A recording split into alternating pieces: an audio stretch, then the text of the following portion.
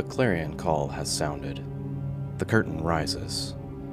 Say goodbye to yourself and embrace the unknown. As I don the many masks of this tale, I challenge you to fully immerse in the story, the mystery, and the terror. Live the fears and hopes, and let your mind wander through the shadows. Uncover the secrets that lie beneath, for the only certainty is the mask you wear. Embrace the transformation, commit to the journey, and let the masks of Nyarlathotep reveal its truths to you. We fade to black and we hear a sound of static gradually fading into like some eerie tones. Good evening, dear listeners. I'm Professor Thaddeus Thorne, speaking to you from my hidden laboratory nestled deep within the shadowed heart of Miskatonic country.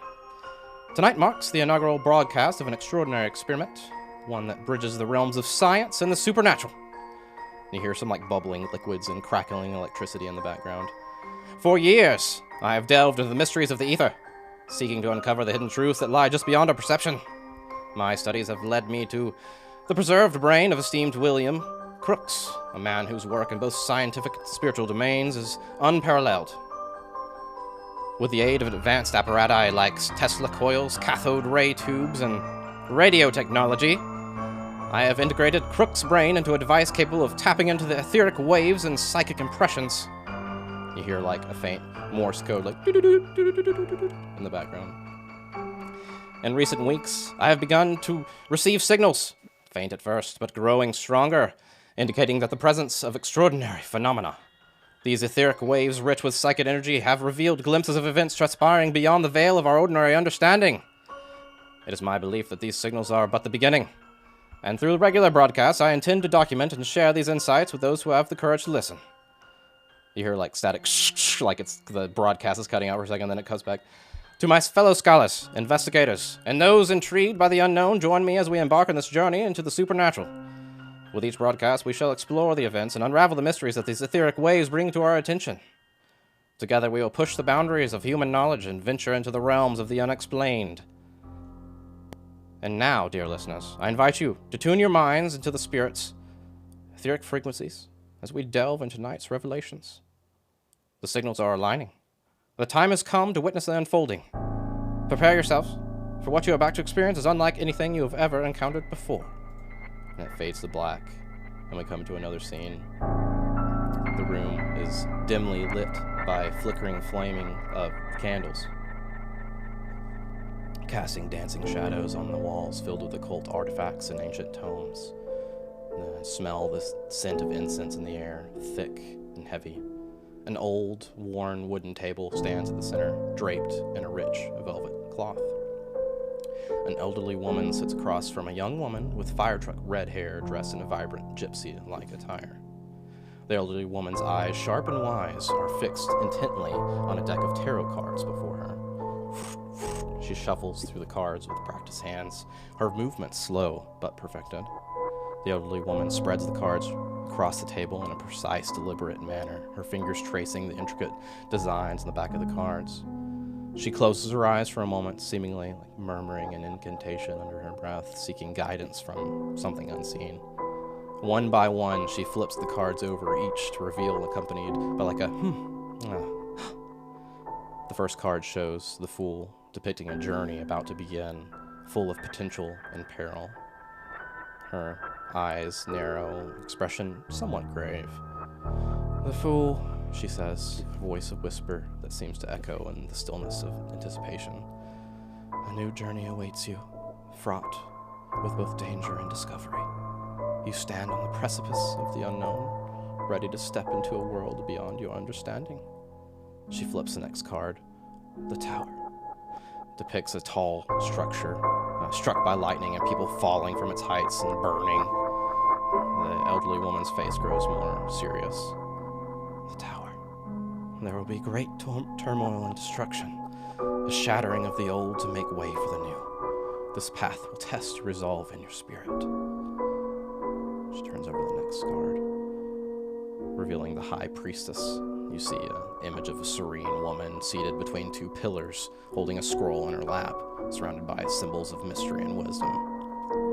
The High Priestess, she intones, her eyes meeting those of her granddaughter across from her. You are destined to uncover secret truths, ancient secrets. Your journey will reveal much about you and the world. Trust in the wisdom you have gained and the instincts that guide you. The young woman sits there listening intently, her eyes green and wide with a mix of fear but determination. The candles flicker as if response to the revelation, casting eerie shapes that seem to dance around the room. You hear the grandmother say, "Trust your instincts. This is your calling, and it cannot be ignored. You must prepare for what lies ahead. The spirits have shown the way." And the scene fades out. And we come back to this young woman in a different place. She's nodding, clutching a small, worn rabbit's foot in one hand. Her steps light as she's making her way down the bustling streets of Lima, Peru. Our view follows her as she navigates through the city, and the streets are alive with activity. The vendors line the sidewalks. Their stalls are bursting with colorful textiles, fresh fruits, or aromatic spices. The sounds of haggling and lively conversations fill the air, even though it's later in the evening. She weaves through the crowd, her small frame slipping past groups of chatting locals and curious tourists. You can see her fire truck red hair catching the light of the setting sun and striking a pretty bright contrast to the backdrop of the rest of the city. You see the colonial architecture of Lima looming around her. The buildings are ornate facades casting long shadows as dusk approaches. And you see her pause, glancing at a group of musicians playing some traditional Peruvian melodies. And the haunting notes of their instruments add to this atmosphere as we're following her. And she smiles to herself, enjoying the music for a second, and continues on her journey, finally arriving at Bar Cordano. This historic bar's exterior is worn but welcoming, giving its long-standing presence in the city. She steps inside. The sounds of lively conversation and clinking glasses fill the air. Her eyes scan the room, just noticing a mix of locals and travelers both. Potential ally, maybe adversary. All she knows that in her mind is that adventure awaits. She takes a deep breath and feeling the weight of the journey ahead. And with that, would you like to describe your character, Michelle? Who are they? Yeah, you did a good description. She's very small, 5'4", dainty with fire truck red hair, gypsy-like with bright green eyes and freckles. And her grandmother sent her on this spiritual calling, thinking that it'll unlock abilities within her granddaughter. She lives in New Orleans, or from New Orleans.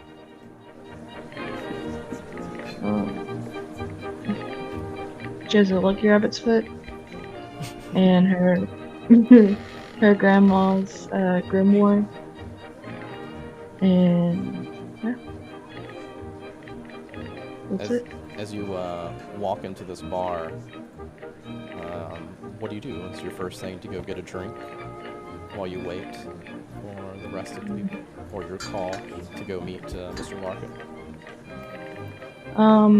I'm going to find a seat at the bar. I'm fiddling the coins in my pocket. Don't have much. So I look around and I see a drink that was left from somebody else, and I'll just take that. So I look like I have a drink in front of me. Okay, so you just kind of scooted next to you. You see that the barkeep kind of come up to you. He was walking your way, and then he sees you take that glass and slide it over, and just kind of turns and walks the other way. You hear most everybody speaking in Spanish around you as well, so I don't know if that's familiar to you or not. Who walks in next? Me, I guess. All right. I am. I guess out of character, Amy and Chad will recognize the name, maybe. I'm the grandfather of somebody that did a bunch of really cool supernatural stuff in the 90s and got shot by a shotgun from his own teammate one time. And, yeah, I'm trying to remember. Honestly, it's I don't remember half of what I said as my stats. I'll say I'm around 6 feet. It's like a blondish brown hair, blue eyes, military guy. I guess the equivalent of what a fuckboy would look like today, but I don't think those existed in the 20s. He kind of gives that vibe. Like he's once you talk to him, you feel disarmed, and you know he's like he seems nice, but he's one of those people that as you talk to him, he kind of charms you without realizing it. He's got the swagger. Is what it sounds like. Yeah, he's confident. He doesn't do it in a way where he's like trying to fuck everything that moves. He's married, so he's not like trying to fuck around with people, but he's very charismatic and energetic. He draws people in. And yeah, I guess I'll RP most of it. He's just here looking for adventure. I'll just vaguely say he's looking for adventure. He served in World War I and somehow didn't get a lasting physical injury. And just kind of bored, to be honest. And on that note, we say the Great War because saying World War I implies there's going to be a second one. Mm-hmm. True. Fair enough. God knows that'll never happen. Right. So I guess I don't really know what, because we'll talk as we go. Yeah. So you're walking in and you see this this small lady with this bright red hair, and you're like, she doesn't belong here. I wonder if she's on this meeting with me. Yeah, I walk up and I said, and I'll say, you've got to tell me what ink you use and what ink you're using in that hair. I can make my next make a warning sign for my neighborhood with it. Damn. I can't tell if that's a compliment or I can't either. Offended. This is in character. This is on character. I mean, this is like 100%. In character, and he's doing the if you're at a bar or a table, he's doing the classic lean on the bar and table and look at you, like looking around for the bartender and ask you, and then if you kind of just stare at him like he's a fucking idiot, he'll smile and be like, you kind of stand out, a little bit little unique. What brings you here?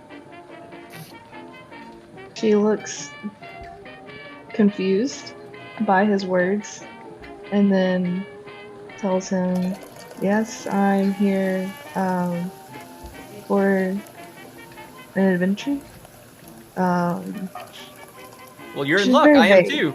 And I'll swing the chair around and sit on it backwards, reach my hand out. My name's Declan. Iris. Nice to meet you, Iris. Can I get 2 beers for me and my wonderful friend Iris here? And I'll bang on the bar a little bit. And you just see the barkeep like, see? Nope. I'll take it. And the barkeep comes over and the barkeep actually, you start to push away and he swoop takes it away from you right on, pushes those towards you guys. Cervezas. I'll hold my glass out to clink. Cheers. As you guys are cheersing, who else walks in and sees this couple cheersing at the bar with fresh beer? I'll walk in. All right. I'll walk in, and I come in. I've got very long red, not fire engine red, but the orangey red, normalish looking hair. Pretty wavy, pretty light porcelain skin, but I'm trying to wear ordinary clothes, but I look very uncomfortable in them. But I still have my riding boots and the semi-poofy pants of the 20s that women usually don't wear. The only pants that women are allowed to wear. Actually, no, I take that back. I'd probably be wearing a skirt and my riding boots. A long skirt and riding boots. And I would see them at the bar and kind of think, he can do better than her. And walk over and kind of just like do the whole like lean in and like kind of like lean in on her chair and go, well, hello there. Like, hi, I'm Abigail, and I wanted to make your acquaintance. I look over. This is very different from the jazz bar I usually go to. Hi, I'm Iris. I'll hold my hand Hi, out. I was actually Declan. talking to him, but hello, you have very bright hair. I told her it would make a really good I didn't know why I said warning sign. A really good stop sign in my neighborhood. These kids running too fast. And then I hold my hand out, say, Declan, nice to meet you. Can we get another beer, please? See. Well, where are you from that you have actual, stop signs? I haven't seen a lot of those around here. You don't look like you're from here. I'm from Chicago, but I live in a little town in North Carolina. It's where I work, you might say. So we get not a lot there, I like to joke that there's a stop sign and a gas station or I guess a self-serve. So I don't know what the word would be. Stop sign and a self-serve. Where are you from? Your accent sounds like, and I wasn't paying attention honestly, but he's gonna guess wrong anyways. Your accent sounds like, and he like puts his fingers to his temples and closes his eyes. Iowa. I'm actually from across the ocean. My family's from the Western European area, but we have a very neutral accent, if you will, just because we just, need to with other people in the area. As you're trying to explain yourself, the barkeep like sets the beer, the cervezas down in front of you and looks at you, Declan, and is like, "¿Cuántas cervezas más?" How many more beers? I'll say, or I can respond and say, no más ahora. Un momento, por favor. They just kind of, Yeah. no, okay. Nods, and then at that moment, Vincent. About that moment when the conversation sort of settles down, you note not especially tall, but a tall man animatedly attempting to talk to whatever the most beautiful Peruvian woman over in like the corner of the bar who's been here the entire time you guys have been like getting your drinks, and he's got a drink in hand. He's been here for a minute. I think it's a little out of place. He's probably I don't know that we're quite in the tweed jacket era, but he would definitely be wearing one, which doesn't entirely fit with the personality vibe that's going on at a quick glance. But Vincent is over here trying to charm his way into meeting this nice lady later on, I guess. Excellent. You guys continue talking for a little bit. He has no idea any of you are there. I'm gonna talking to the two lovely ladies. I make a joke about how how Iowa is basically the same thing as Western Europe if you've been there. That's why I guess that was where your accent was from. I've never been to Iowa. I will have to go there. That Do you like sounds corn? so fascinating. Do you like corn? Yes. Go to Iowa then, definitely. Really? Do they Yeah. have a lot of corn there? They have a lot of corn. They have a really bad football team too. Do you watch football? I guess not the soccer, not the kicking, the real football. No, I don't watch American sports. Wow.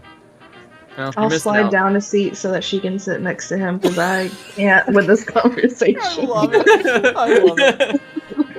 I'll kind of scoot back a little bit so that you can still like, kind of like Right. triangle it there. Yeah. I have to reach in front to get to the bar. I love it. So you guys are there, and Iris, you have a slight intuition of things sometimes, and you kind of look over at on the left side of the bar. There's this like large double door that would lead to like a private dining or something like that.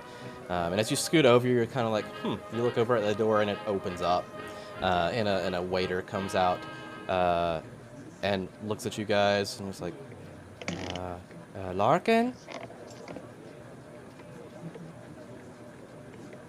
Larkin? What? Yeah, you for Larkin? We're looking for Larkin. Oh, right. Come. I have no idea. Well, that's the name of the expedition, guy. Augustus Larkin.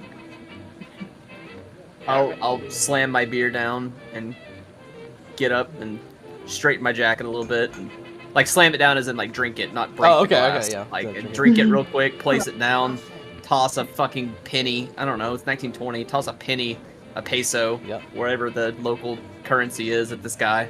Actually, I probably wouldn't have exchanged currency yet. I toss a literal penny at this guy, and then just get up and follow.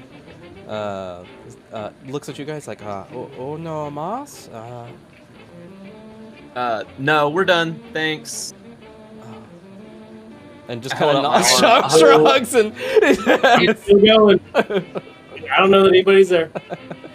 Oh yeah. Oh, absolutely. Yes, but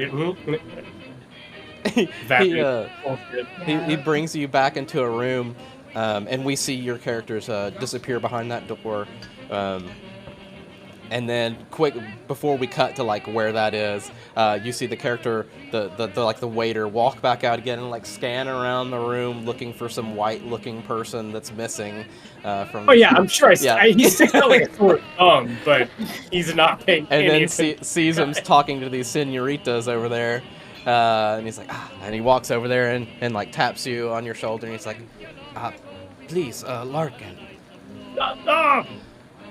This is where I must leave you, ladies. I will be back. And he, pays for their next round over here, and the waiter's like, yeah. the waiter catches on and looks at him. He's like, very important man, and just like goes ahead of you. And you guys walk into this room, and you see, let's do our first handout here, the bar Cordano. There we go. You can see some people there sitting at the bar.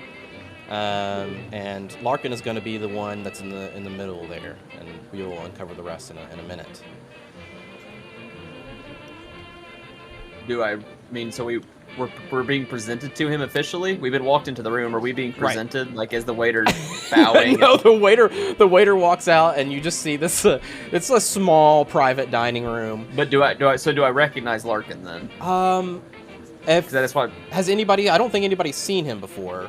I don't think I have, which is why I was curious. No. If we're not formally presented, then I don't know who this guy is. Right. So just give me a second. But so he doesn't know you guys either, right? So you guys have communicated via the telegram, since there's no transcontinental phones yet, or at least not available to the public if there are.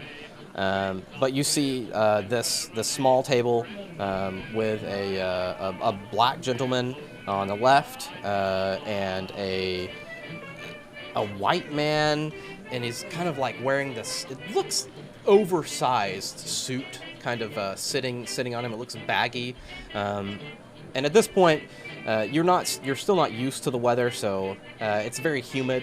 It's very like where we live currently, very humid, and believe it or not, it was cooler back then in Peru at this time than it is now here. So it's like mid 70s, but still humid. And then you see another like Hispanic looking guy. gaunt cheekbones and deep-set, piercing blue eyes, medium-length brown hair, but it's like unkempt. His clothing is clean, but it's like old and frayed, and he's got like light cotton garments. And the pale, thin white man with his like greasy blonde hair in the center, and pale blue eyes, kind of stands up. He's like, you must be the crew for my expedition. Yes? I'm Larkin. Augustus guess, Larkin at your service. Yeah, I guess so. Declan Webb. Nice to meet you. I grip his hand really firmly.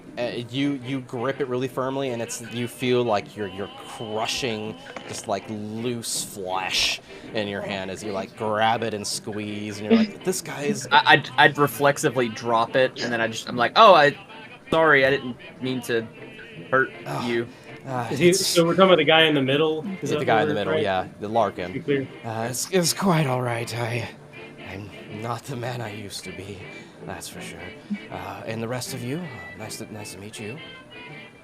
Yes, that's it. That's the bar. Yes.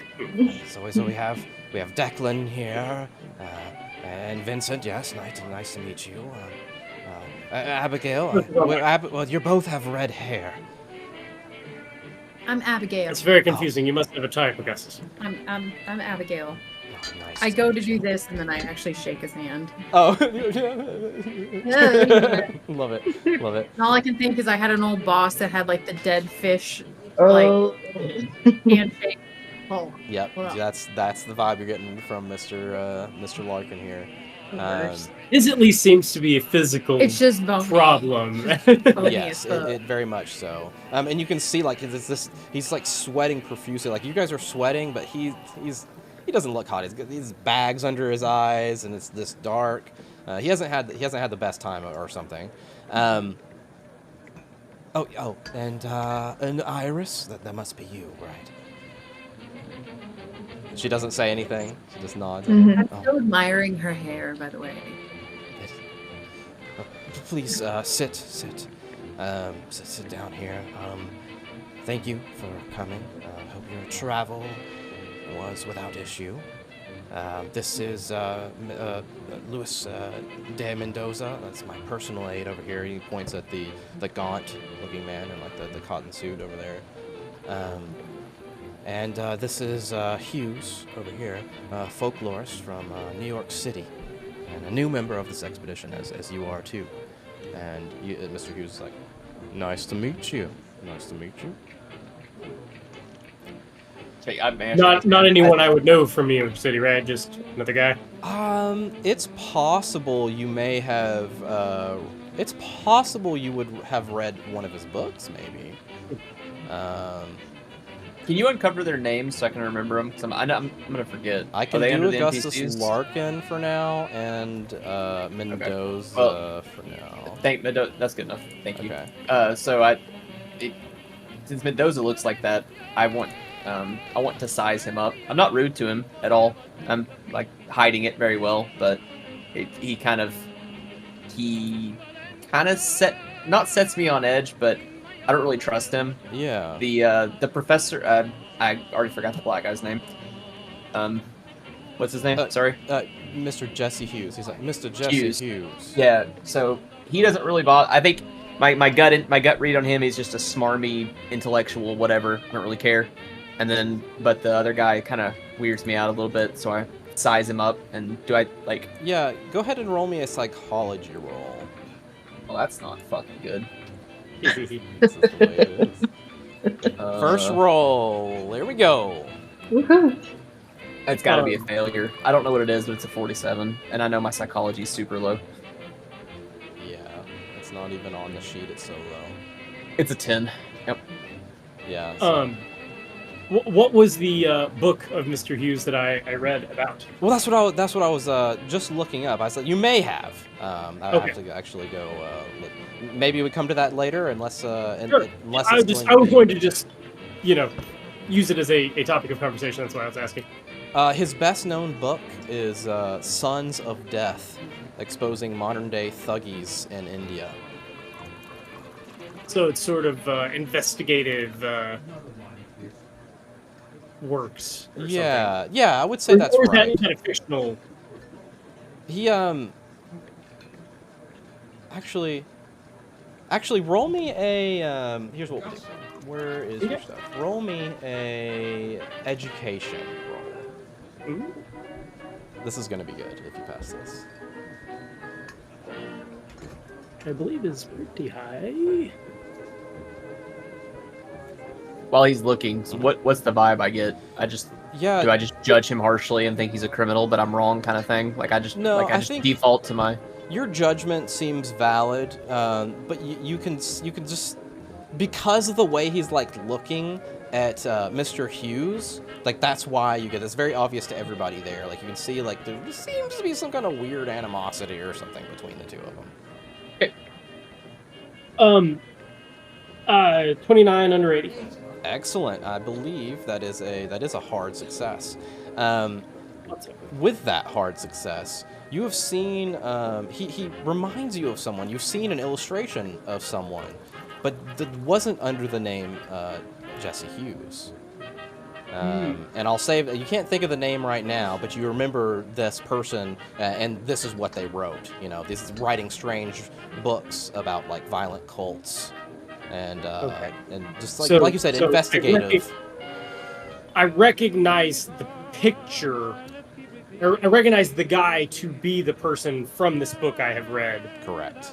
That is a non-fiction book investigating cults and things. Absolutely. So I'm fairly certain that either that was written under a pen name or he is giving a false name. Right. Righto. Excellent. Okay. Mr. Jesse Hughes. I see. Yes. Yeah. Thank you. Mm-hmm. Yes. Nice to meet you. Pleasure. Yes, it's a pleasure to learn. Cool. Okay. I keep that to myself for the moment. Now, everyone, let's have a pleasant dinner. Let's see. What do you guys want to eat? Jesus. Yes, they have. I do recommend the escabeche. I think is how they say it. It's like a hot, sweet and sour fish dish. Oh yeah, ceviche. Yes. Mm-hmm. Yeah. I did not expect his. Sorry, I did not expect it to say 32. Yes, indeed. Caught me off guard. And like as he's asking, it's just like. Sorry. We'll get some of the fish dishes. Excuse me, ma'am. What? You seem ill. Oh, I am a little ill. I will admit. I'm sorry that my appearance is not as beautiful as the rest of you around me. You're all very attractive people, and I look at me. These clothes don't fit me anymore. But yes, I contracted malaria when I was a young kid, and I've been fighting the effects ever since. I assure you, it's not contagious or anything, and it shouldn't impact our expedition any. Sorry to hear that. It is something Are you coming with us on this expedition? Absolutely, I'll be coming with you. Yes. Okay. And you guys are like starting to eat. The expedition, yes.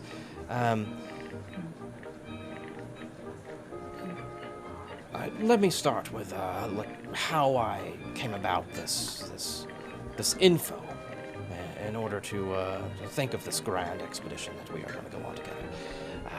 And he pulls out, looks down in one of his baggy pockets and pulls out some items.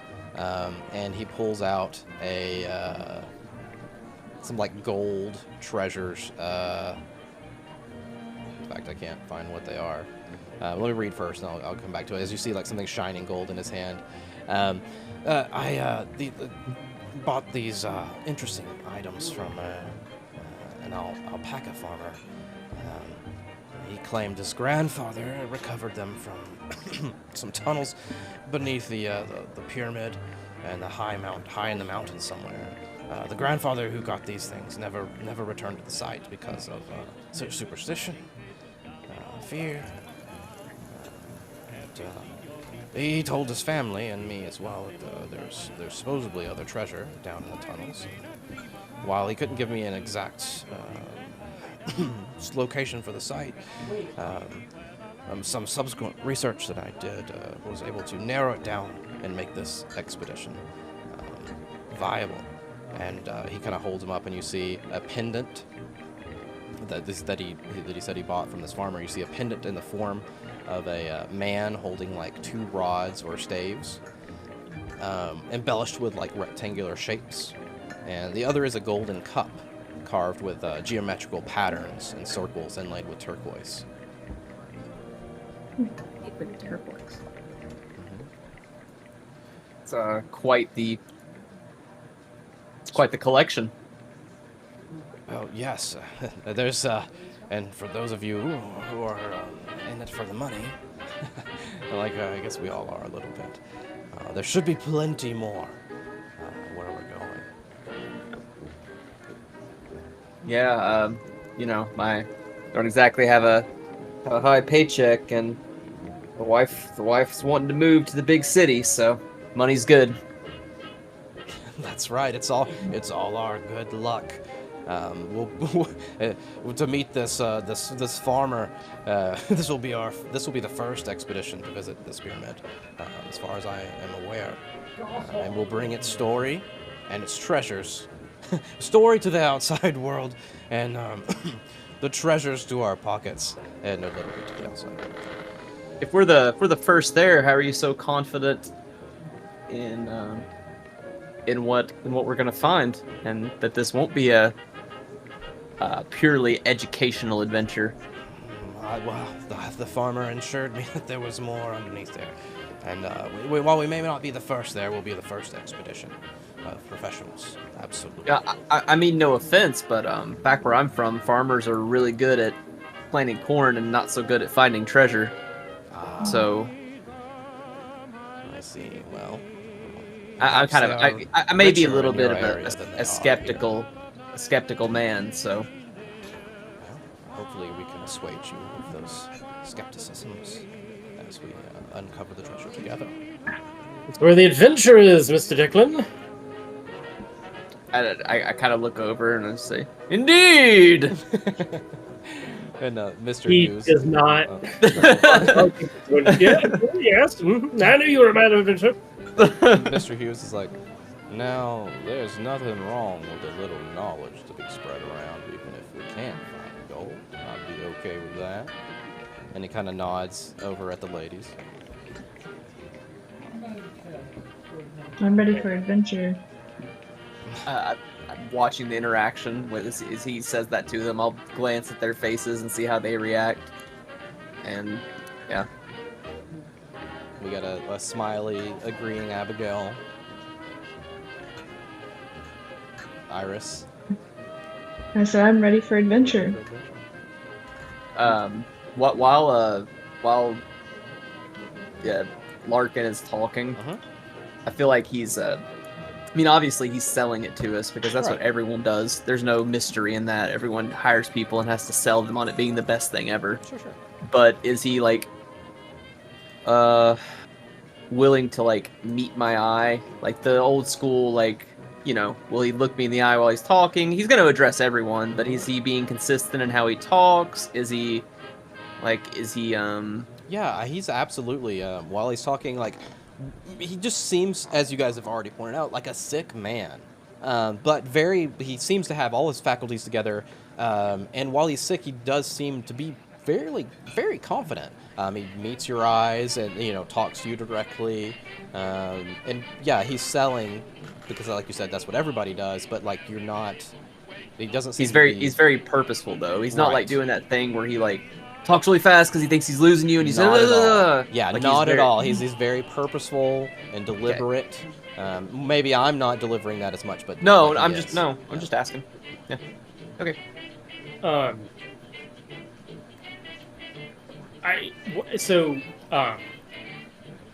has his assistant said anything really at this point? Not at all. Just kind of just sitting there with his arms crossed. Can I try to get a read on this fella? Sure. What do you want to look for? I just, a cold read, if you will, right? Like, is there any just vibe check, basically? Vibe check. All right. I don't think he's necessarily about to attack me, but I'm just trying to read. All right. Roll a psychology. It's hard. This is going to be a hard roll because he hasn't said anything.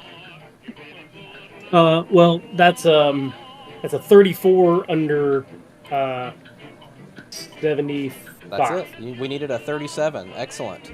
Yeah. So. So that's the whole hard roll is one of the sub things, right? So we have our regular roll, which is the skill number, and then we have a hard roll, which is half of your skill, and then we have your extreme roll, which is 1/5 of your skill. 1/5. Yeah. Okay.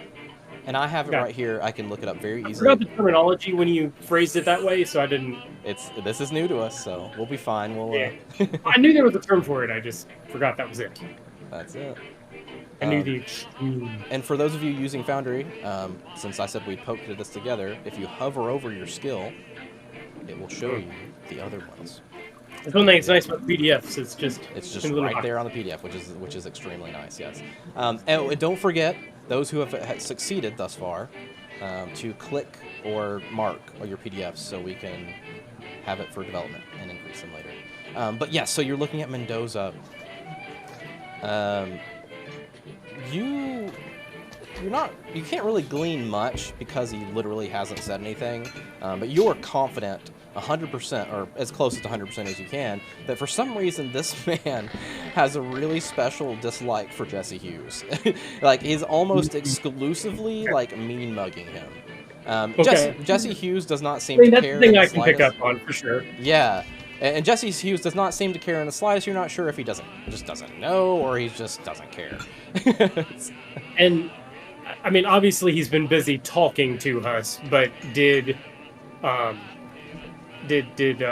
Larkin, like, is he, does he seem bothered by this, or is he fully just engrossed in this conversation with us? From what you can tell, he just seems to be, I don't want to say the word ignoring, but he introduced them as his help, and he really hasn't said anything or directed anything to him since then. Just focus on the new company. Right. Maybe Mendoza, since he's his help, already knows all this stuff and is just, sitting there. So. And Jesse Hughes is like, all right, Larkin, where is this pyramid, since you know the location? Yes. It's up in the highlands, near Lake Titicaca. A few days' journey from Puno. I've located the pyramid's probable location from the directions from that farmer. Now, the farmer wouldn't give me any closer because he said the site was cursed in a fearful place, and nobody goes there, but that's just local superstition. And, it definitely doesn't have any basis in fact whatsoever. This is where men and women of science. I can't say that I believe in curses, but you seem pretty positive about something you can't prove or disprove. Yes, and I'm sorry. I would show you my my paperwork and where I worked all this out to the probable location, but unfortunately, I destroyed it. I may be a little paranoid. I was in fear of some other enterprising archaeologist stealing it from us and gaining a march on this expedition before we got set off. I mean, you've seen the press. Of archaeologists that you're worried about? Anybody specific? No, but you've seen it. It's in the press. You can never be too safe. It is all in my head, and I have a very good memory, so do not fear. Okay, I'll try to trust you. I'm used to following maps, so. No worries. I will take care of it. If you need to assuage yourself some, perhaps you could visit the Museo de Arqueologia e Antropologia. It's obviously tomorrow. It's late already. There may be some old records tucked away and forgotten about. But the main thing is any additional research that you want to do on your own must not delay the departure of the expedition. We set out on the 21st, which is today's the night of the 18th. So the 21st, so you have the 20th and then the 20. Yes, you have the 19th and the 20th, and then the 21st morning. So Monday, March 21st at 8 a.m. At the Hotel España. That leads me to tell you, I forgot to tell you earlier, I'll be staying at the Hotel España, and I have rooms for you at the Hotel Mori. Sorry, there was not any rooms additional at the Hotel España, but I promise you, the Hotel Mori is a great place to stay. It is just as good. There's no difference between the rest. It was just booked up. So sorry. I've slept in a lot worse, so I'm sure it'll be great. I appreciate that. Indeed. But yes, I don't want to rant at you, but is there any other questions? Is there anything in particular we should acquire to take on this expedition? Any particular gear? Or? And Hughes is like, that's right, Vincent. What do we need to bring? I will provide all supplies necessary. If you feel like you need to buy anything special, go ahead and buy it, and I will reimburse you, provided you can bring me the receipts. And don't go crazy. This is not a shopping spree. We're gonna get there. I know I had to say it before it was too late. I had to cash the check that I already wrote. I've hired 3 trucks. Drivers to take us and our supplies to the city of Puno on the shores of Lake Titicaca. And once we're there, I plan to buy us some pack animals because the trucks can't go any further in highlands. We'll stock up with some fresh food, and I hope that the journey to the pyramid from there will take no more than 4 days across country. And once we're there, the plan is to examine the site, recover any items of special archaeological interest. Any kind of, it's like winking at you guys.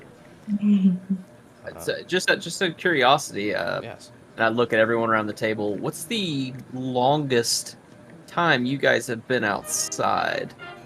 So I'm kind of giving the big eye. He says we're gonna trek 4 days through a fucking what I assume is a jungle, and I'm surrounded by who I assume are 2 good-looking women who I'm naturally going to, they've not been outside very much. And then the guy who I think is kind of pompous and a ladies' man who I don't know has been outside very much. And then this frail dude and a bookworm and who I think is a Mexican gangster or a Peruvian gangster. So I'm like, to my mind, I'm the only one that knows how to rough it at all. And I'm going to be stuck with these people walking 4 days through a jungle. My good man, I spent my youth growing up in upstate New York, hunting for days with my family. It's not my first time outside. If you can survive Bourbon Street, you can survive it. And I look visibly worried as they give their answers. It's not helping assuage my fears at all. But I'm like, and I'm trying to be positive so I don't hurt their feelings. I'm like, okay, yeah, that's great. Hunting trips are good. Hughes raises his glass. He goes, "You don't have to worry about me. I've been to Bourbon Street." We cheers. And I kind of do the face palmy thing where my hands around my eyes and I'm like pulling my eye up a little bit. I'm like, oh, okay, Abigail, what about you? Have you maybe been to Times Square? I have not actually had the pleasure. Okay. Yeah, you know what? Well, this'll be good. This'll be fun. We'll let the stars guide us. It'll be an adventure. Don't you worry. Lake Oh, Titicaca that's is right. a hot We'll be minute fine. away from Lima. Oh, I love adventure. Yeah. Yes, unfortunately, there's no rail lines or flights, private planes, or anything to get us over there. It is, we will be hoofing it, and your concerns are noted. I believe in us. We all have a purpose, maybe different purposes, but I believe we can unify in this and discover something great. We get horses. Asses, we will be getting asses. Oh, I get plenty of asses. and Hughes raises his cup again. He's like, "Yeah, here." I cheers my friend here. And you guys are like realizing like this guy's pretty likable. Like he's not disagreeing with anything. He really likes everything about what you guys are bringing to the table. Declan I does see you, I not think we're like. going to be fine friends here. Yeah. Yeah, Declan does not like Hughes. Declan's He mentally in his head, he's like, he dies first. Aw. Not like I'm gonna kill him, but like Yeah, something's gonna go wrong. Like he dies first. Yeah, I put him way below everyone Everybody else. dies first. It's gonna be that sack of bones over there. Oh yeah, you're not wrong. And He you guys, doesn't say out loud, to be clear. you guys are Bye. finishing up dinner. You hear Larkin's like,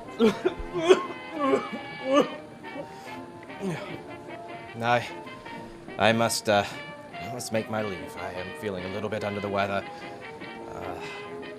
Yes, it is time for me to go. Please enjoy the night. The meal is paid for. I will see you in a couple days, bright and early, at the hotel, España. Thank you. All right, be careful. Yeah, the Hotel España. See you there. Can I grab his hand and like be like, thank you for this, and like see if I can feel anything, or like Yes. see his future kind of thing? I'll do you something similar. Okay. Yeah, so as he's getting up and walking out, roll me you could choose a spot hidden or a medicine roll.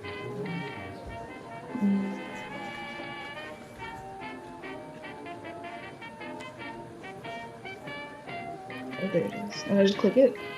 Yes, click it. Let's see what goes on. This is going to be a regular roll. There you go. Oh, wow. Excellent. 26, and you can see there where it automatically marked it with the yellow on your sheet. That means we can use it for advancement later. Okay, cool. Or for development. Great. Yeah, regular success was exactly what you needed, and his hand maybe like is braced on the table as he's scooting by, and you do the little put your hand on his hand for a second, and you notice obviously he's kind of grown a lot more paler, and you touch his hand and it's all sweaty and like much sweatier and clammier than you expected. You have seen this before, and you're pretty sure that this is some kind of symptoms of some kind of opiate withdrawal that he's going through. Okay. Okay. We have malaria. He could have both.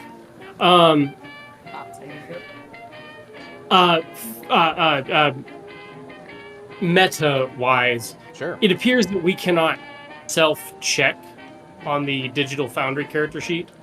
Double click it. Okay. On the splat, double click the splat and let me know what that does. There you go. Okay, Nice. double click does it. Okay, Excellent. got it. Oh, and that helps me a lot too, because if you do it there, then we'll know. We all see it. It's Wait, excellent. what happens when I double click it? Oh, I fucked something up. Never mind. I No flagged worries. a skill. I flagged a skill for development. My bad. Ride. Well, just leave it there. You only have a 5 Okay. minute. Well, you were thinking about while he was giving. You a said speech- splat. I thought that was the splat. I was trying to double click it to see what it meant. That's it. You did good. While Larkin was giving his speeches, you were thinking about riding horses, and I've never done that before, and you gained some skill in it. You're thinking about all those asses you're gonna have to ride. Yeah. Yeah, I've never ridden an ass before. It's gonna be interesting. And like specifically, he didn't say this, but it's intended that the asses they're pack mules, right? They're for That's what I the gear. assumed, They're not yeah. for riding. Yeah. But Abigail, you can try to do whatever you would like to do. Let's. I will go with what the group is gonna do. Excellent. Larkin and Mendoza follows right behind Larkin. You guys are left there alone, and Mr. Hughes is like, "Well, what do y'all think about that? Would you like to head back to the hotel and get a drink together? Get to know each other?" Well, I apologize. I have a date here. I will have to go make myself scarce, but it's been just the biggest of pleasures, and I'll see y'all at the Hotel Macau or whatever that was later. Yes, that's where I'm heading. If you'd like to have a drink with me, that's great. Well, my friend that I met earlier is waiting on me. I see. But the rest of you then? I'll see you afterwards. Yeah, sure. I'm going there anyways. Might as well. I'm interested to go to the library that he was talking about. Well, given I the got used to time, it. it's nobody's reading any books in there. Is it closed? Yes, it's very late, ma'am. All right, I guess I can do one more. And he just smiles at you. He's like, "All right. And how about you, Abigail? Are you going with Mr. Vincent there? I guess, yes. What, you're going with Vincent on his date?" Not on his date. After his date, we'll go. You go to your date. Yeah, he's already walked off. Oh, never mind. He's already left. Never mind. No, I didn't mean on his date. I meant after his date. I can't promise I'm better company than him, but I will try my best. That's okay. As long as we can have good conversation, we're okay. Absolutely, and I'll tell you what, I'll put the drinks on me. I would Irish's appreciate. eyes get big. You all watch as Vincent pauses for a moment and then continues out the door as he hears Vincent's voice. Drinks on me. Yeah. Continues on out the door. Okay, so he gets up, he's like, If anybody was looking. let's go. And he stands up, and as you guys are walking out, you have gone back to the booth or with the senoritas, and he like walks over and he's like, "Thank you so much, Mr. Vincent. I'm sure all of our ventures will be very profitable." And he turns and starts to walk away. Thank you kindly, Mr. Hughes. We'll see you later on. And he kind of like winks at you as he's walking away. Oh yeah, I just the biggest of perfect charismatic winks as, right over their shoulders as he leaves. You guys make it to the hotel and the bar, and he sits down and orders. Before I order, anybody down to try some pisco sours? I hear they're famous. Why not? Can't say I've had one. Never had the pleasure. Let's try. I haven't either. Let's have it. And he raises his hand up and he says in Spanish whatever 3 pisco sours is. And they come out. And So he says L3 Pisco Sours for favor. L3 pisco sours. Yeah, exactly. And they come out, so he must have been right. You guys taste it. It's pretty good. And I believe it's one of those ones that has like the egg froth in it, where they do the raw egg and like froth it up and put it on. And what? Never had it myself, but it is delicious. Unless you hate. I shoot it because I'm not sure if you're supposed to sip it or not, but I shoot it. I'm like, it's pretty good. You shoot it, and he's like, but he shoots his as well. And he's like, all right, I get it. The base liquor is pisco. The cocktail term sour, about sour citrus juice and sweetener. Uses pisco as the base liquor, adds freshly squeezed lime juice, simple syrup, of course, ice, egg white, Yeah, the frothy egg white. and angostura, bitters. Oh, and I think Pisco's There is like, a Chilean version that uses Chilean bullshit. We're not in Chile. I know. We're not in Chile. and Other variants include those created with fruits like pineapple or plants such as hookah leaves, chocolate, of course. the OG espresso martini, almost. You know. Prima? And then so, he was like, you know, 3 cervezas. After that, and they bring him out, and he's like, what do y'all think about Mr. Larkin? Is he okay to travel? Because I really don't feel like he should be going anywhere. I don't know. He looks awfully sick to me. Do you believe? I think it's a little odd to be talking about him when he's not here. Why didn't you bring up those concerns at dinner? Oh, well, to be honest with you, I just wanted to know if you believed what he said. I don't think. Do I believe that there's a pyramid that a farmer told us how to get to that's going to make us rich? Right. Yeah. No, I do not. I believe we're going to go on a dangerous but exciting trip where we will probably get sick and extremely sunburned. Yeah. But I know what I'm signing up for. Do you? Yes, I think. Well, no, and yes and no. I'm not entirely sure myself. Let me now that I've buried the lead there, let me introduce myself again.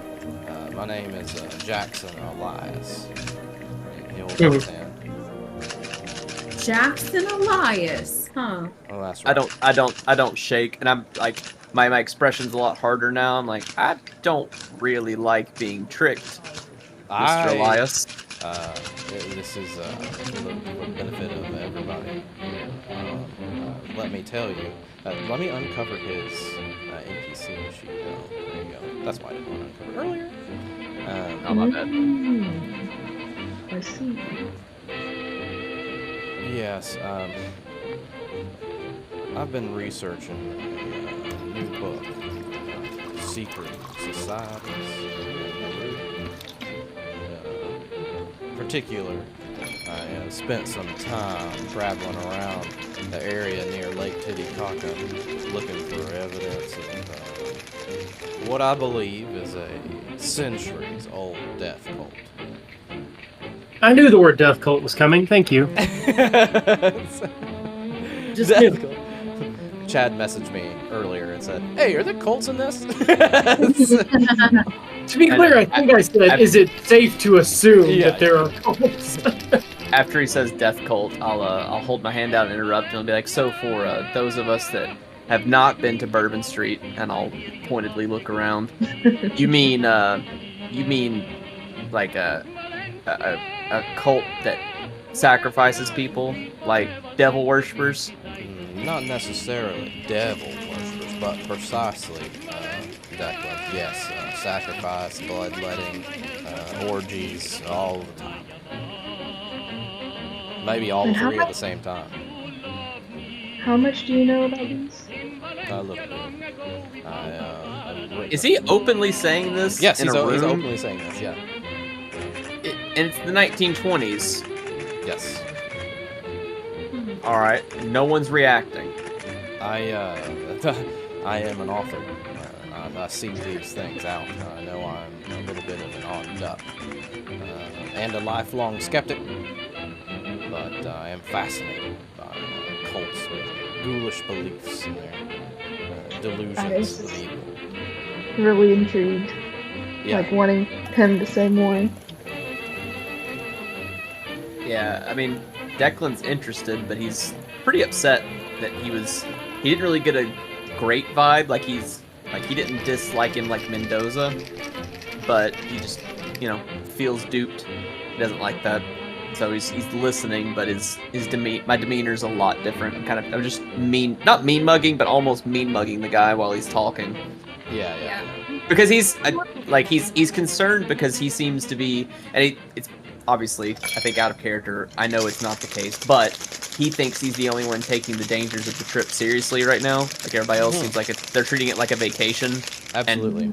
And like he doesn't think they've done anything. And granted, being in Europe and fighting is not the same as, you know, the steppes and jungle of Peru, but he just thinks that he's not happy that dude, you know, lied. Yeah, I'm basically like put off by it. The fact that he lied about his name, like, I'm. Is he I've got acting differently? No, he's about not him. acting any different. Okay. I can see on your faces that may have struck the wrong chord. Yeah, like I said, I don't really appreciate. I don't like liars. I'll just be honest, Mr. Elias. I prefer when people are. I'm always upfront with others, and that's what I expect back. I promise you, from this moment forward, I will never lie to you. It wasn't any kind of wasn't trying to be duplicitous to you or yours here at all. It was strictly for locking up. Perhaps I need to explain myself and my story a little more about how I became on this expedition, and that may you may have more questions, which is fine, but it may assuage any doubts you had at my conviction and safety on this expedition. Yeah, I'll kick back a little bit and like put one of the chairs on one of its legs, like kind of relaxing, and ask the bartender for another, I don't remember, pisco sour, Yeah. whatever the fuck. And then I'll point to him, make sure it's on his tab, please, and then I'll gesture for him to I'll be continue. like, Just Eli's like, all right, fair enough. Fair enough. And I would say, like, you guys have probably made, like, small talk, you know, since you've been there. And all this probably took, like, at least an hour, you know, gathering up there, getting drinks and all that kind of stuff. All right, so I'll start from the beginning. As I said, I'm a writer, right? Information I've gained, written sources held in some of New York's research libraries, I discovered references of legends of something called the Legends of the Kari Siri. It's Kharisir. It's like white-faced men who supposedly sucked the fat out of innocent farmers, speaking of farmers again, and their families in the Peruvian highlands. Now, my research tended to point where the historical information seemed to be mostly fanciful folklore. I found that these accounts tended to gain credence when I found contemporary stories of murder and mutilation in the same locales of these folklore of the Kari Siri. And as I said, since I am a writer and I am seeking a new direction for a new book, I believe I had enough reason to suppose that some form of pagan ritual was at the root of the tales of the Kari Siri. And that, in all likelihood, the attacks were perpetrated by humans. Maybe some form of human sacrifice, like I said, death cults. Which, in my mind, could be evidence of them operating in Peru. And thinking of the country's history, I developed the hypothesis that the legends stem from the arrival of what I think to be the Spanish conquistadors in the 16th century. Had a cult that arrived with the Spanish survived to now? I don't know. But I believe that the details of the myths of the Kari Siri are all too real, indicate that there's like an all too real cult that practices murder as a ritual, some kind of ritual practice. And you're thinking There are to yourself, so much more entertaining rituals that one can entertain, Mr. Hughes. Oh. And I plop down beside him, tie scans, jacket over my shoulder. Just in time for my explanation. And I look at Vincent before he can keep talking. It's like, actually, this is not Mr. Hughes. This is Mr. Oh, yes, Elias. it's Mr. Jackson. Yes, I believe I've read some of your works, sir. yes, Elias. It's a pleasure. I didn't want to blow your cover there. Seemed important. It is, and I will continue on unless it's like, hey, get this man a drink. It's, I arrived with my own. Perfect. But yes, please, uno más.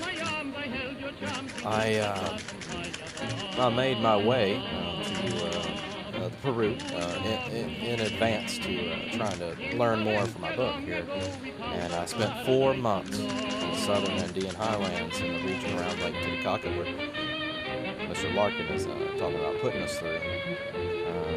I met the local people, researching stories of the Karasiri, and I soon realized that many people saw the Karasiri not as stories from history, but as a real, tangible threat. Some could only pass on second-hand accounts, but a few were able to recount seeing pale-faced monsters. From personal experience, I don't know. I consider the first-hand information to illustrate that it's definitely a death cult still active in that region. But I was warned, while speaking to the locals, about a man named Mendoza. The very one. He's looking at Declan. He's like, yeah, him. As far as I know, I don't know. It's got the same name. Anyway, warnings were he's a person to be feared. And no one was able to provide any kind of concrete proof of any wrongdoings. But some referred to D. Mendoza as directly as a Karasiri. That's a and he is coming on our trip. Exactly. Yes. So, ever the rationalist, me, I took this as an indication that the man was a key figure in whatever this death cult is, rather than some kind of actual monster. I took note of the name, and I was surprised to encounter Mr. Mendoza in Puno. I didn't actually meet him there, but I actually followed him from a distance, making notes where he was going, who he was contacting.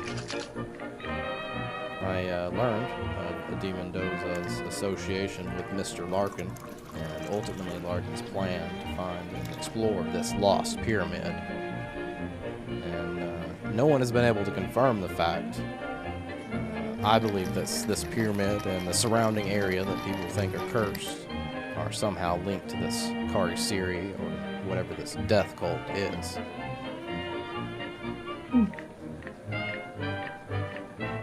So here I am. I followed Larkin and D. Mendoza to Lima and tried to determine their goal. I found out that he was recruiting foreigners to join this expedition, and I don't necessarily know precisely what this has to do with the cult, but alas, I used a pseudonym, volunteered for the expedition, just in case he was aware of my previous book work, so he wasn't suspicious. As you already recognized me from my face, it seems. That's exactly what I was worried about. a bit more well-read than that. Okay. Yeah, that's right. Mr. Jackson, do you believe that it could be more than just the humans? Could it be a spiritual or supernatural? I have yet to find evidence to point otherwise, ma'am. It has always been so far as my research has brought me. The humans are always the monsters. She does a smirk. Declan rolls his eyes. Oh, Mr. Webb, you haven't run into any human monsters yourself? Oh, I've ran into, I would say, more than my fair share of people I would classify as monsters, but it's just interesting that learned men such as yourself are so reductionist. I have another question. Do you think that Mendoza is giving some kind of drug to Larkin to maybe hinder him in a way, or to be a sacrifice. I think that is a very good observation. I'm not sure the real relationship between the two. I don't know if both Larkin and Mendoza are involved with this cult, or Mendoza has some kind of hold over Larkin, like you said, some kind of addiction. I'm not entirely sure. When I touched his hand, that's what I've seen that before, and that's definitely a drug. What do you call it? Opiates. Yes, that. That is interesting. That can be pretty dangerous. If we're confident, we may want to talk to him. I've seen men in far better shape than him fall out completely and die. I served with some that became addicted to it when we were God damn it. In France. Shit, sorry, I couldn't remember where the fuck they were. Normandy. Yeah, I hate to be the pessimist here, because you lovely ladies and you learned guy, I say as I gesture at Vincent, you seem to be so positive about the biggest of winks, as you say that. About you seem to be excited, and I am too. I'm here for adventure. That's why I came. But we're going. I think we're underestimating already the danger of what we're doing. We have a guy who's addicted to a strong drug. Now, we don't have any proof of that, but I based on how he looks and acts, I trust her, and I gesture over. I trust her judgment on this, and he, now that she said it, it does look, I'm not a doctor and I'm not a very smart man, but it looks similar to some other people I've seen, and we've got a guy who you're saying is in a death cult, who is coming and he kind of gestures. He's not like frantic or mad, but he kind of gestures around. He's like, am I missing something here, everyone? I mean, we're not going down the street to get bread. No, you're right. There may be a very real danger here, and that is why I wanted to reveal my true self to you and bring that information to you. Can I take a psychology read on him as well? Absolutely. What are you looking for here? Just honesty. What's okay? What's a regular? Do I believe the story he is spinning? Sure. Yeah, absolutely. Regular psychology roll. Wow, 003. Excellent, extreme success. You're confident that he is speaking from the heart, and it's almost like a plea from him to you, kind of unloading this information. Finally, he's not the only one that's holding it, and hopefully he has friends to help him with this situation.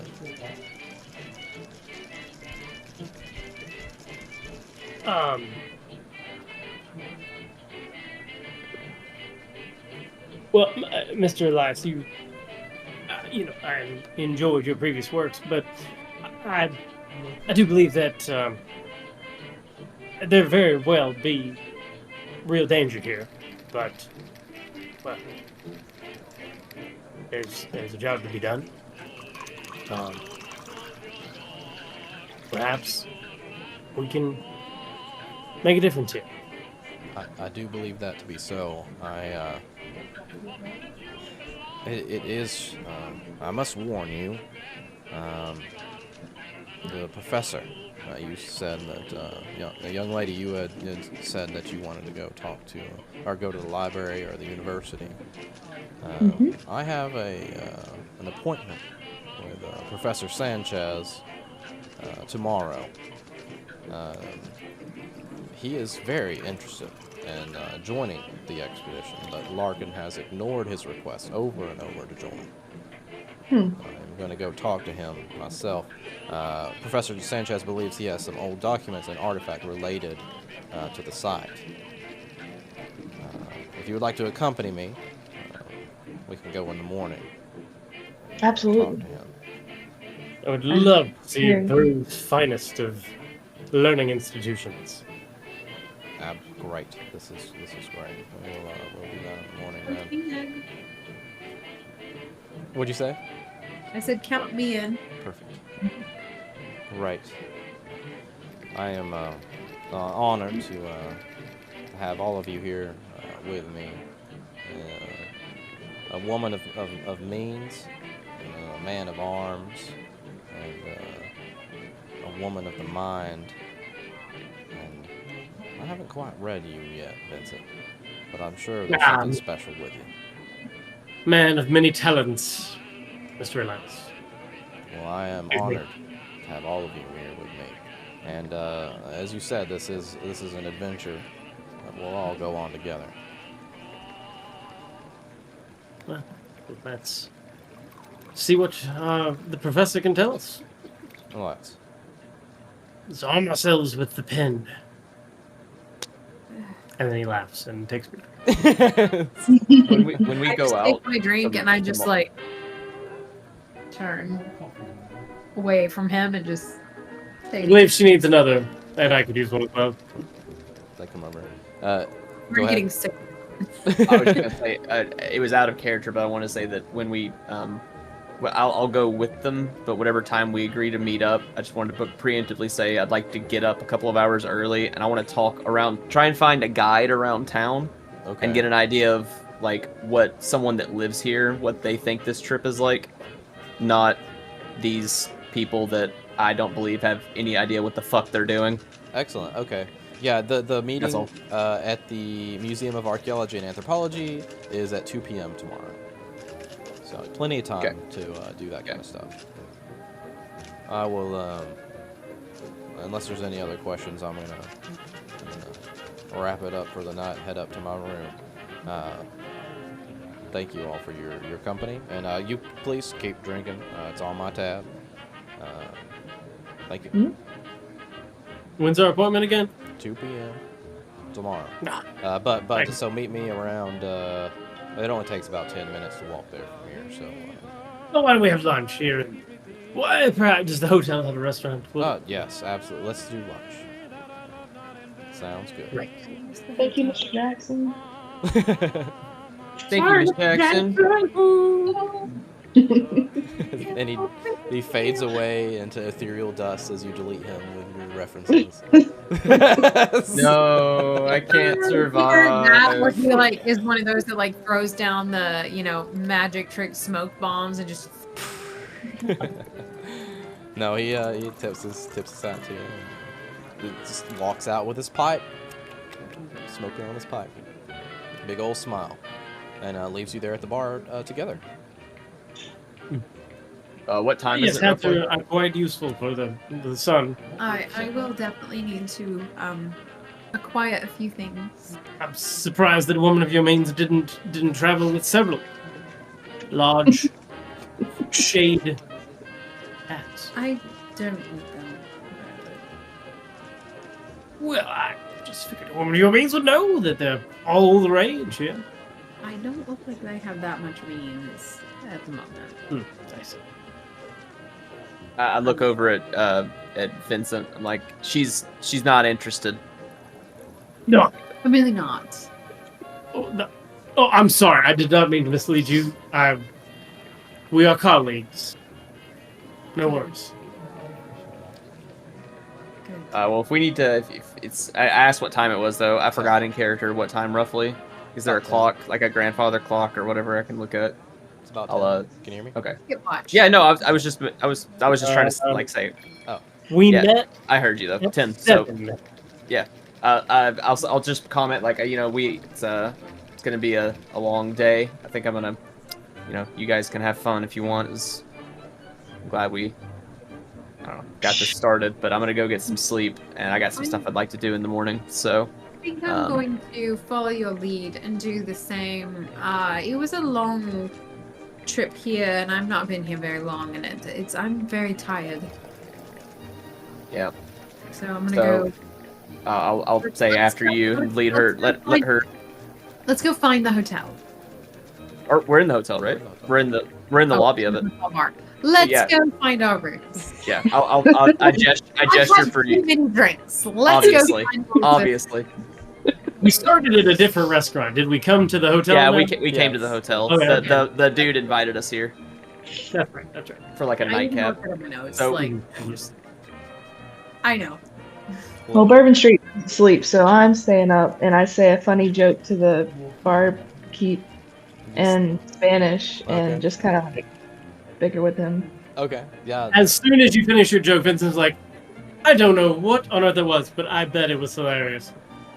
the barkeep's just chuckling to himself and doing the usual like cleaning out, wiping. Yes. Uno más. It's like, As I hear I didn't hear the joke, but as I hear like him like doing his like what I interpret as like a sycophant, just laughing and oh yes indeed. I look at Abigail and I'm just look and then turn and keep walking up towards wherever the rooms are. I'm just like walking and just shaking my head, staring at the ground. Just Thus far, Vincent has been utterly unflappable with any of this. The rejection and the oh yeah. side comments, just completely unflappable. Good, because they're gonna keep coming. What does he? No, he can't see himself like anybody else does. I think I've known a couple of men like him in my time. I'm sure you have too. Oh yeah. Hopefully, there's two types. There's the type that ends up being a good man, just insufferable. And I gesture back. Hopefully, that's the one we've got. I would hope so. To be here. I don't even know where he's from originally, so I don't know. Maybe this is a common spot for him anyway. He's He mentioned probably- upstate New York earlier. If I you were know, paying but attention. that doesn't mean I'm that. just But it I- doesn't mean that this isn't a common spot for you. Nope. just clarifying. He did say that. No. when you say that, I'll make a reference. Be like, oh, he's from New York. You see, it's only the finest. He spends his day. Huh. Yes, that I could see that. I have heard things of people from New York and how mannerisms are different. Yeah. You guys make it to your room 101 and 102. Perfect. Once they're out and we've had a drink or two, assuming that Iris is still there, at this point Vincent sort of deflates a little bit. Oh god, it's tiring.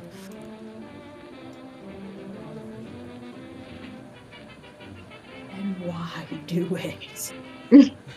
I didn't say it to you. I know. Your wife is saying it to you. It's a role playing, dear. I understand. You hear like the bartender in the background like "Porque," but it's like not even directed towards you. Porque Maria Pantalones taco porque. Add in burrito and chimichanga, and you've got it. Okay, no dos. Queso. So you I guys- guess so I'll drop her off at her room, doing the nice gentlemanly thing, like, Sounds sleep good. well. Oh, my. Yep. So you head to bed, wash up, whatever. I don't know how that goes about these days, but sure it's with a I'll cloth. call my Oh wait, Oh. Mhm. Yeah. You can call only intercontinental calls only, yeah. not intracontinental calls. I'll start writing my letter, Perfect. my letter to them. Right on. I love it. Thank you. I don't remember if I said I had a son or daughter. Honestly, I'm gonna retcon it and say I had a daughter. So I'll start writing a letter. She's well, no, yeah. Wait, for them to keep my name, it'd have to be a son. Fuck. I have Or a son.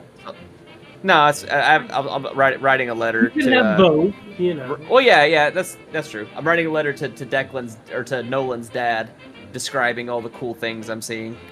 Cool. You could be writing a letter to your older daughter, even though you have a younger son. Right. I mean, Yeah, you know. yeah.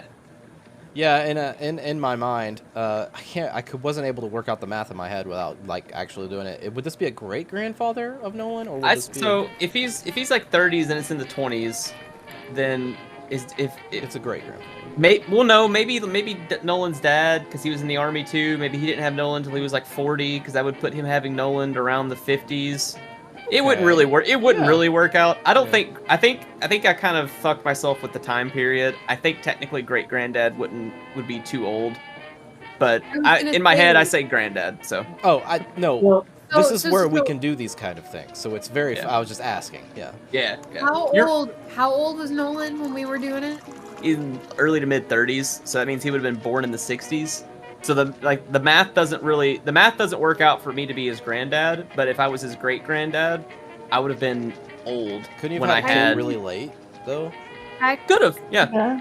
Yeah. I mean, Technically, it would work out to be his granddad if you wanted it to. They would just have to have him later in life on both ends. Yeah. Okay, Let's there you just put it go. that way. I mean, that kind of makes Because sense because my dad was born in 44.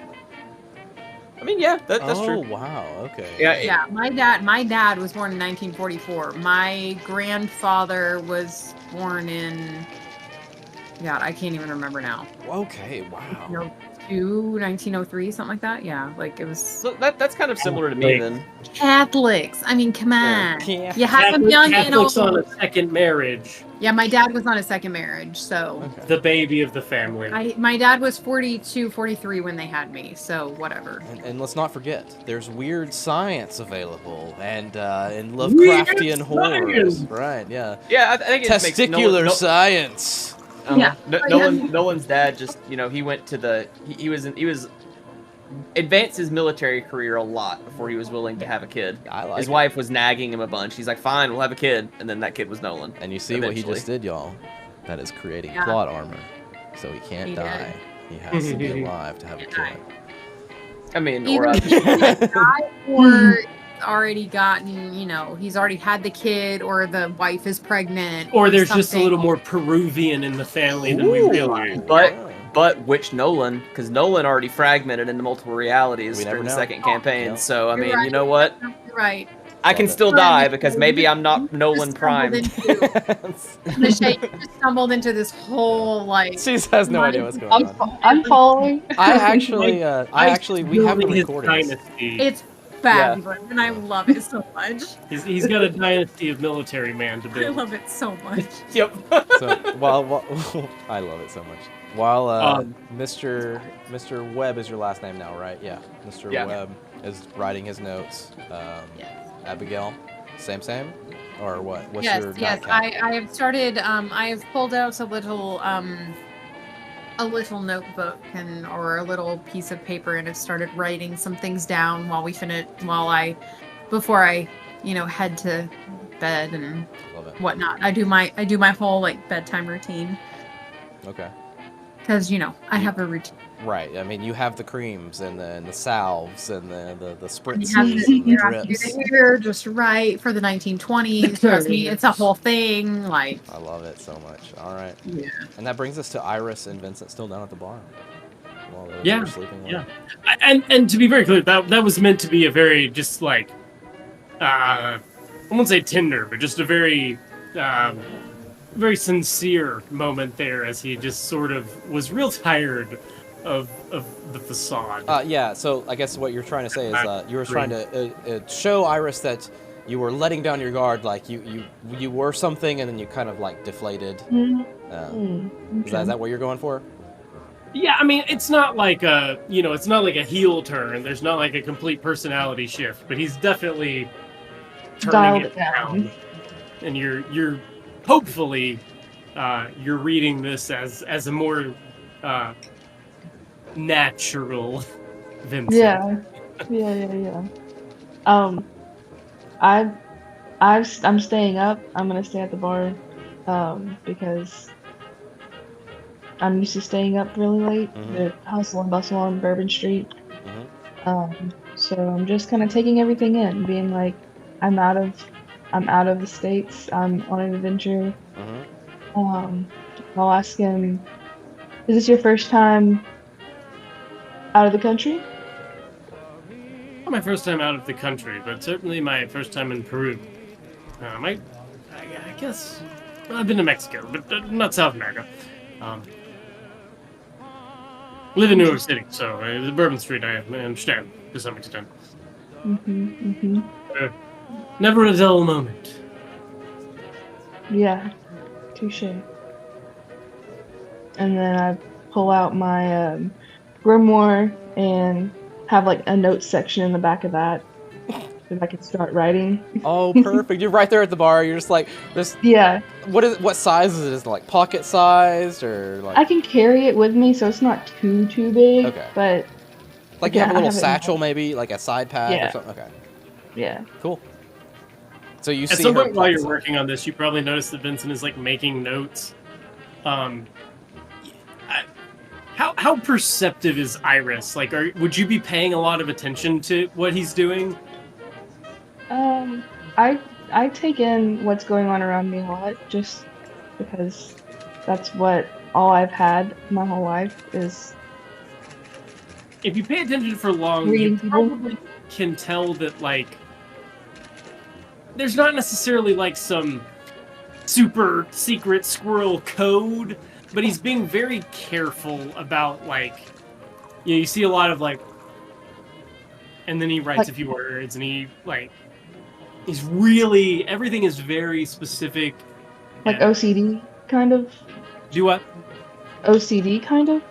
Not as much OCD, just very particular about, for whatever reason, the way he's writing this. He's either saying certain things or not saying certain things. Maybe a little bit of both. For whatever reason, he's being very precise. Seem to have hesitant writing, but like when you think of it, you then like Yeah. Interesting. Just you would if you pay attention for long, you would. He's not hiding that, but it's just it would probably come across as odd. Like he's not just like writing his stream of consciousness. You know, it's probably not a journal for that reason. Interesting. Whatever. It is.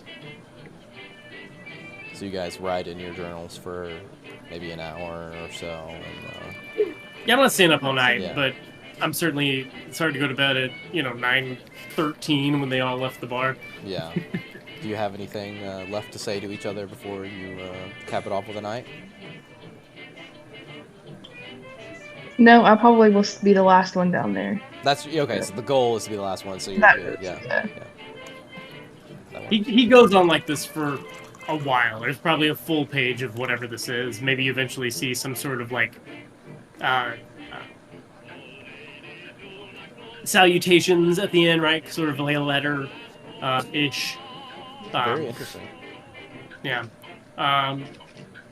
Well, Iris, get you some rest eventually, and we will see you at lunch, I Lunch. suppose, right? Have a nice slumber.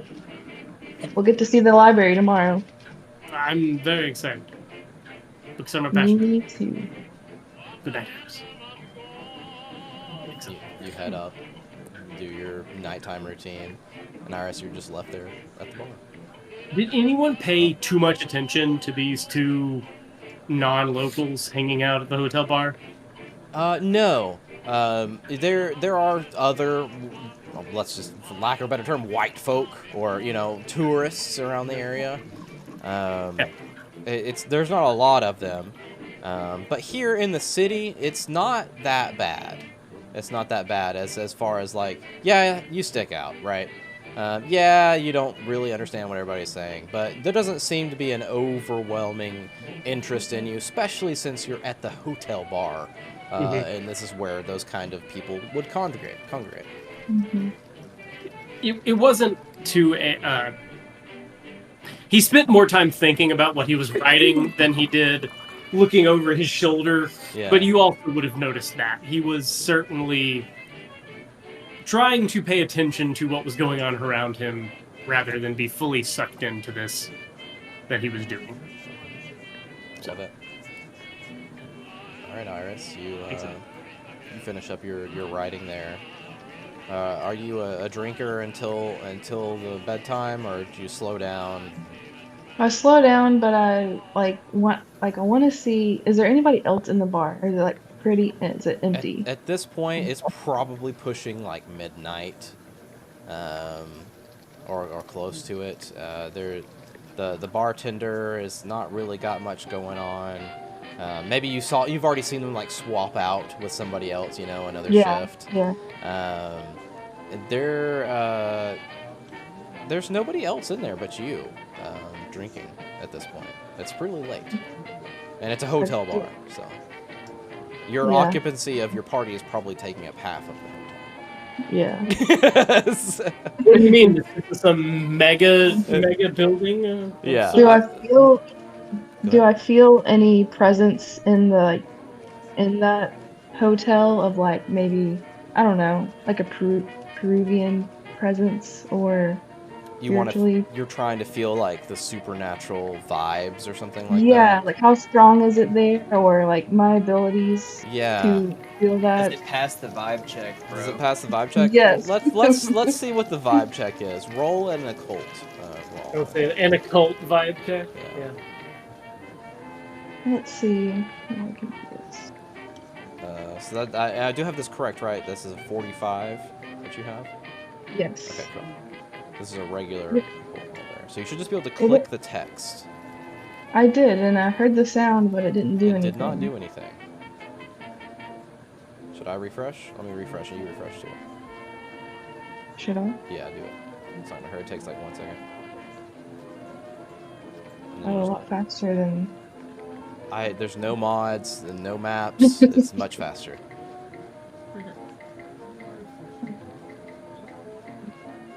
Oops.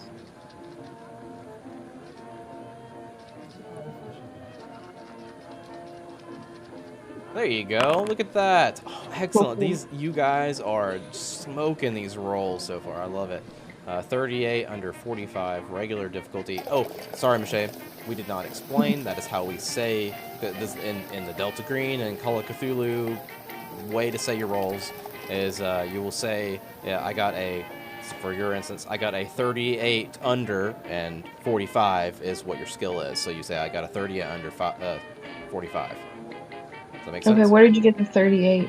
That is what you rolled. You can check the chat. Oh, I see them. Yeah. I see it now. Yeah, that is what you got. The 45. Okay, cool. And if I were to say it's a hard success, well, do you use it that you need to get under a 22, right? So you would say I got a 19 under 22 or a 38 over 22. Okay. That is how we'll do that. But I'm here watching your rolls and everything, so it's not entirely important, but it's good to have it said so that everybody knows what's going on. Cool. Okay. Yeah. So with success, you feel a history, like kind of like spiritually baked into the wood and the drinks and everything around you, and it's old and you love it, and it feels very homey, and you feel safe, and yeah, you very much like this area and the space where you are, and maybe that even goes into these new companions or acquaintances that you've made. The whole vibe seems to be good. Okay. Makes me feel more at ease before I go to bed. Right, yeah. And I can write that to my grandmother. Yeah, love it. You write that in. Put the last drink on Elias's tab. Yeah. And head up for your bedtime. Slumber. All go to sleep. And I can't think of a better way to end it. Everybody's sleeping. And we all die. Great job, everyone. Everybody's dead. Bravo. When you wake up, No, it's not mysterious. It's from the damn egg whites in your damn drink. In the 1940s. A crystal spider somehow appears out of nowhere and kills Declan. He's bringing it back. No more crystal spiders. Spiders are off limits. Spiders. Thank God. No, Mike, it was a Cerveza Cristal. Cerveza. Yeah, there you go. At the very end, Cerveza Cristal. Thank you. Yes, thank you. I know what you're talking about. Yes. For those who don't know, they were placed in Star Wars movies and ads, and I think it was Peru or Chile? Chile or Peru. While you watch the movie, Cerveza Crystal ads were placed in, but it was so seamless. Like they would pop open the thing of like a starship, and they would open it up and they'd pull out a Cerveza Crystal. It's amazing. So there's a content creator I watched called Wubby, Pay Money Wubby. I watched and that too, yeah. His media share was talking, like his chat, they used to Farquad him, and they would hide Farquad from Shrek, you know? Yeah. And so they started doing Cerveza Crystal, and I didn't know where it came from, but they started doing it. It's so good. Well, That's and then hilarious. Barb started doing it Oh, as that's part of awesome. his bits. So, like, if he did like 600 It's bits, one of his it's alerts. either 600 or 666. He does Cerveza Cristal, and for fuck's sake, the last it's been a month I think since he put it on there. It's More. annoying as shit. The first week I was like, I can't watch Barb anymore. I'm done. Because chat does it Constantly. Of course they do.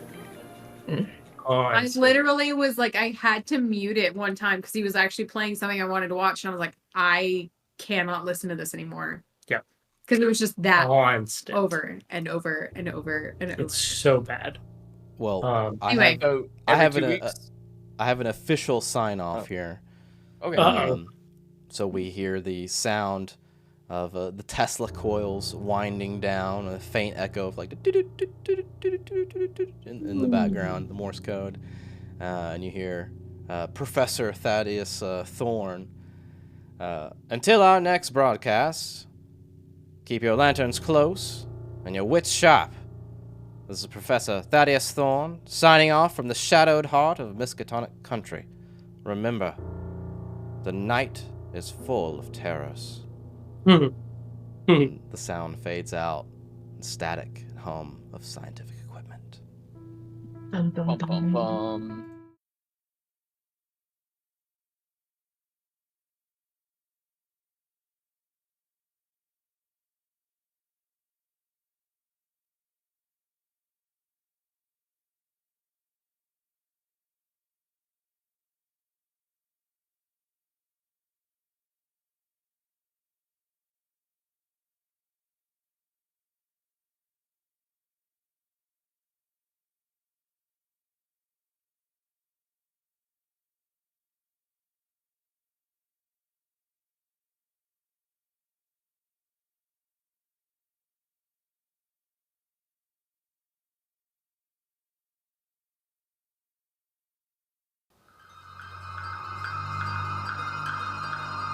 And thanks, as always, to Syrinscape for the amazing atmosphere and music. Make sure you check them out at Syrinscape.com. You've just got to be using it at your gaming table.